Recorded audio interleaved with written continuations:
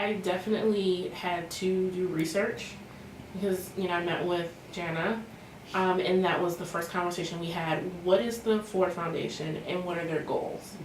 Right? So, that is what you do anytime you apply for any kind of external funding. You have to know who your funder is and what they want. So, that kind of research for me kind of helped me figure out why are they interested in diversity and what does diversity really mean for me.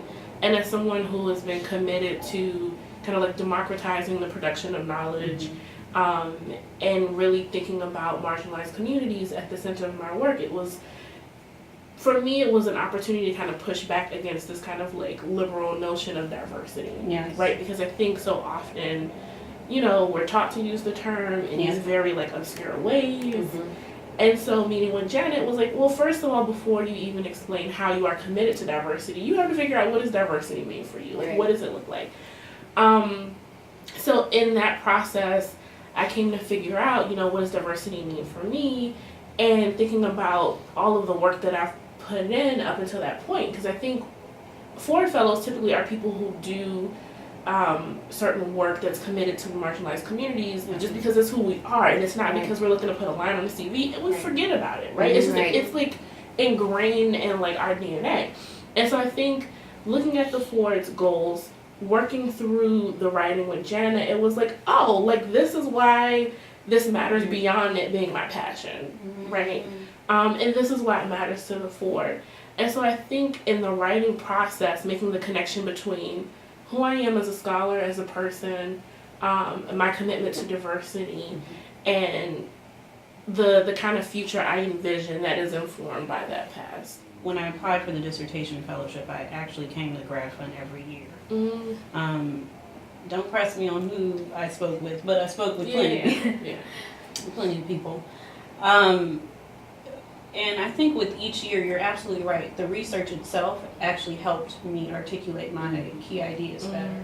So I realized, okay, so I'm fundamentally interested in, two key questions around Black women and how Black women as a community are used to deny many Americans the social right to shelter. And so being able to articulate that key idea, but then say, okay, so why am I interested in my research? And that actually, it took me years to realize that what predates my research question was over a decade of time that I spent being on the ground and trying to figure out how we can make sure everyone has the right to shelter. And so this year, one of the things I thought was the most compelling part about my application when I read it back, because I had to read it again after I was like, right. What they see? Right. What they see? I said, okay, I did a good job at explaining that the person I am today was in the making for over a decade. And I tried to explain to the reviewers how this person who I am today will be the person that I am for the rest of my life, and that I want to make sure that my intellectual work, as well as my,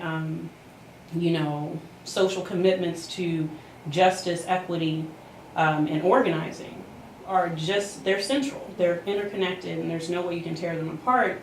And I'm glad that the Ford community recognized that that's actually something valued. Too many times in the academy, we're forced to disaggregate ourselves, to make ourselves seem like a certain type of scholar in order to be seen legitimate and competent. Right. And what I'm realizing is that if it's going to be diversity, then it better be diversity in not only ideas but also in people who share difference in the ways they want to see the world, right? And they use their research as a way for them to enact that.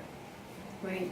So it seems like a common theme, just to sort of put together what you guys have been saying, but also what I sort of see as reflective of what I learned as well, is that there is this sense of finding through the writing process a way to connect the past, the present, and the future, right? So Dara, you talked about how it's in our DNA because of who we are, who we grew up as, the communities we identify with.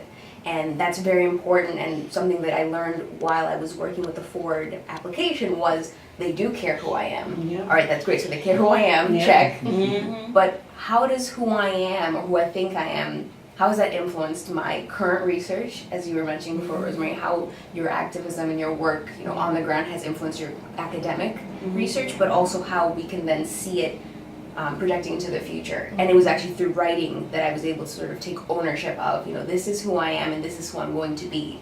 That I'm going to be a professor, that I'm going to be engaging in this research, in similar research in the future. And I think that that's not something I could have understood before doing the application. You know, when I was just thinking about this is what the Ford wants, it was actually through writing that I sort of continued to create my own identity as that. I just want to actually add on to that point, thinking about the future, because I think as graduate students, we are very present based, right? Yes. Like, I am just trying to survive in this moment, right? And so thinking, like, you know, writing through the writing process for the Ford, you know, what does the future look like for you as a future professor, right? So, like, what are the projects that you would like to create? Like, what is your vision for a different world look like? And how are you going to actually create that vision?